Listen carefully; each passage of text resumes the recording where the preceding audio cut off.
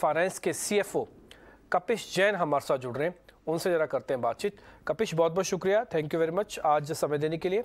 मेरा पहला सवाल आपके ब्याज से आय पे है, इसका आप एक्सपेंशन दिख रहा है। आप मेरे को ज़रा ये बताएंगे कि जो इंटरेस्ट इनकम है इसकी ग्रोथ कैसे है और आगे कैसे होगी?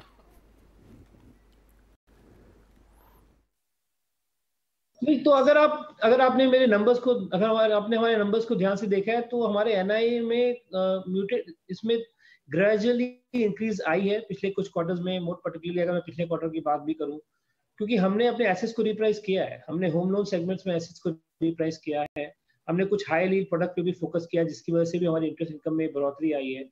हमारे माइक्रो फाइनेंस सेगमेंट में क्योंकि गवर्नमेंट ने भी, आरबीआई ने भी कुछ रिलैक्सेशन दिए हैं, तो रिस्क रिवॉर्ड पर्सपेक्टिव से वहां पे भी हमने कुछ रिप्राइसिंग किए हैं न्यू एक्विजिशन में, जिसकी वजह से भी हमारे इंटरेस्ट इनकम में बढ़ोतरी आई है।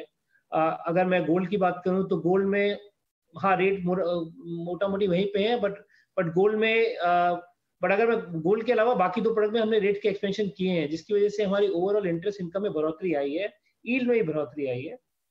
Cost of boring in spite of 100 basis point जो आरबीआई ने हाइक करी है एमसीएलआर में, हमने अपने लाइबिलिटीज पे बहुत एक्टिवली काम करके उसको लोअर किया है। हमारी लाइबिलिटीज में हाई कॉस्ट लाइबिलिटीज को हमने पे ऑफ करके लो कॉस्ट लाइबिलिटीज पे हमने बोरिंग की है, जिसकी वजह से हमारी कॉस्ट ऑफ बोरिंग भी कम आई है। दोनों चीजों को अगर आप देखोगे तो आपको समझ में आएगा कि हमारे निम में इंप्रूवमेंट ही हुई है, हमारे निम म्यूटेड नहीं है। राइट मिस्टर जैन, एक और चीज समझना चाहेंगे, क्या आप अपने जितने भी आपके लाइबिलिटी साइड के जो रेट हाइक्स हैं उन्हें क्या आप ट्रांसलेट करेंगे एसेट्स में? अगर आप लाइबिलिटी प्रोफाइल देखो तो पूरी लाइबिलिटीज में रेट हाइक का इंपैक्ट आता भी नहीं है। जो आपकी फिक्स बोरिंग की लाइबिलिटीज हैं वो वहीं पे वहीं रहती हैं। जो आपकी फ्लोटिंग कॉस्ट की लाइबिलिटीज हैं वो भी अगर बैंक से लिंक्ड है तो रेपो रेट अगर 100 बेसिस पॉइंट ही बढ़ा है तो भी रेपो रेट अगर 220 बेसिस पॉइंट से बढ़ा है तो एमसीएलआर में उतनी बढ़ोतरी नहीं हुई है। तो जहां तक है वहां पे तक हमने अपनी लाइबिलिटीज को रिप्राइस करते हुए हमने पास ऑन भी किया है रिटेल इन्वेस्टर्स को, बट एक्टिवली काम करते हैं ताकि लोगों के ऊपर ज्यादा प्रेशर नहीं आए और जहां तक हम बोरिंग को कंट्रोल कर सके, हमें उतना जरूरत भी नहीं पड़े कि हम इंटरेस्ट रेट में रेट को हाइक करें। कपिश, एक चीज़ आपसे पता करनी है, जैसे मैंने आपसे ब्याज से आया यानी कि इंटरेस्ट इनकम के बारे में पता किया था, ऐसे मेरे को लोन ग्रोथ के बारे में भी जरा बताइए, इस समय क्या सिचुएशन है, आगे कैसे होगा? हमारा लोन ग्रोथ सेगमेंट जैसा मार्केट को हमने बताया है, हम 4 मेन प्रोडक्ट पे फोकस कर रहे हैं। मॉर्गेज है, गोल्ड लोन है, एमएसएमई है और हाउसिंग है और माइक्रो फाइनेंस है। तो इन चारों प्रोडक्ट को अगर मैं जोड़ के देखूं तो मेरा ग्रोथ आया है करीब 20-22% का लास्ट ईयर 9 महीने से इस साल 9 महीने में, और ये ग्रोथ अक्रॉस प्रोडक्ट सेगमेंट में आया है।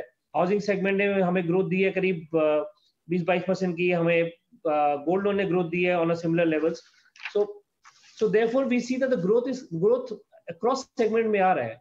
मतलब हाउसिंग का ग्रोथ है करीब 24% के आसपास, गोल्ड का ग्रोथ है करीब 25% के आसपास, माइक्रो फाइनेंस में थोड़ा ज्यादा है क्योंकि ये सेगमेंट कुछ पिछले क्वार्टर से ग्रोथ में था ही नहीं। एनबीएफसी का ओवरऑल तो जो बुक साइज है वो 2019 के लेवल पे भी नहीं है आज के दिन, तो वहां पे तो सबने अपने आप को टान के रखा था।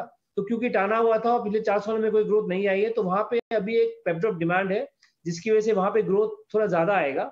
बट ओवरऑल बेसिस पे सारे प्रोडक्ट में हमें ग्रोथ दिख रहा है और वाई ग्रोथ हमारा करीब 26% के आसपास रहा है।